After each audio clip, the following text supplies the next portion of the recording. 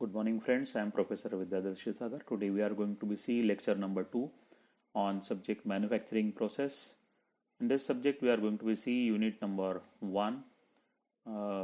In this unit, we are going to see the topic steps, different steps in metal casting process. Now, let's start today's lecture. In the different steps of the metal casting process, in which the first step is to prepares a drag portion of the pattern placed in the flask. As you can see in the diagram, the pattern need to be kept and on a wooden plank, and the drag box need to be kept on it. After the keeping the drag box packed with the sand, especially casting sand will soon packed around the pattern. And to ensure the easy removal of the pattern from the sand, the parting powder is sprinkled over and around it.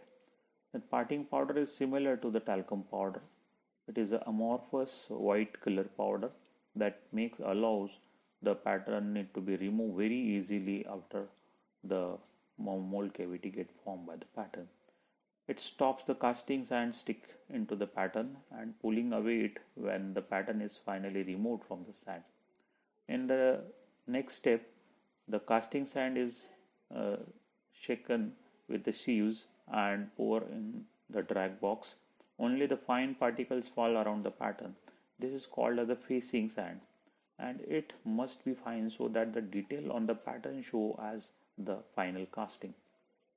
Now in the next step is the packing of the sand with the ram in such a way that the sand get packed inside the drag box properly. The drag is then packed with a more casting sand. It is a good idea to sieve all the sand being placed above the pattern and then ram it down firmly using a ramming tool. The tool has two ends cylindrical, the use for the general packing down of the sand, then the pointed use for the packing and close up the pattern. Then the next step in which the leveling of the extra sand.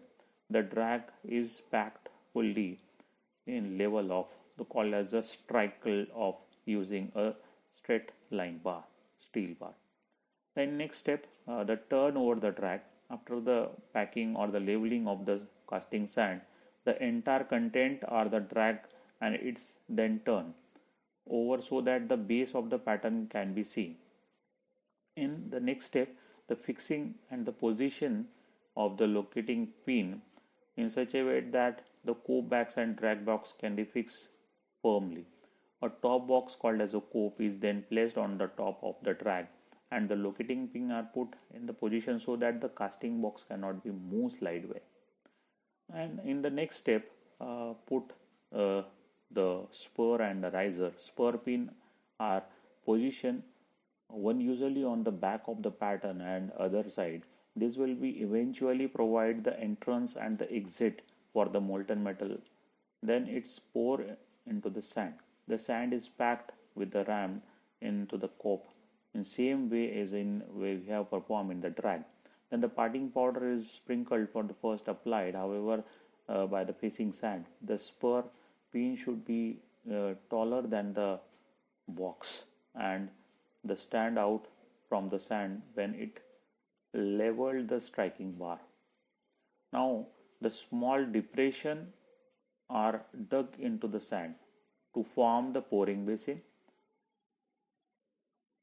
These are useful for then when the more molten metal get poured. The depression we called as a pouring basin or the feeder. Then in next step we need to prepare the gate and runner to cut into the mold. The top box is then removed, and if all is well the cope with the sand inside the should lift of the drag.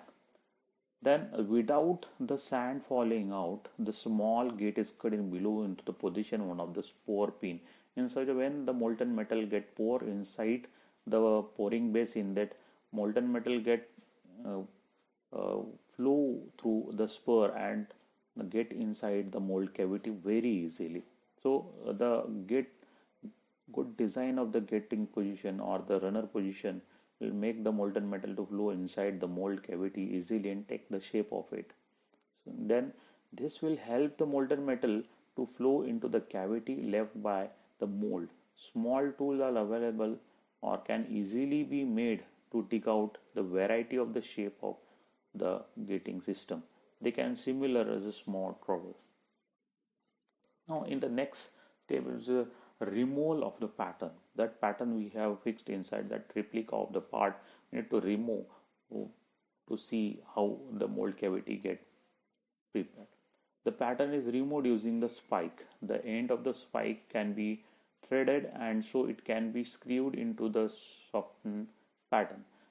Before removing the pattern, it is a good idea to gently tap with the help of some wooden hammer. Then the spike so that it loosen the pattern from the sand and it can then be lifted away from the casting box. That is the drag box. Then after it, the closing of the cope and drag box. After the removing pattern from the both of the boxes, both of the box get packed. Then the cope box is placed back on the top of the drag box and locating put in its original position.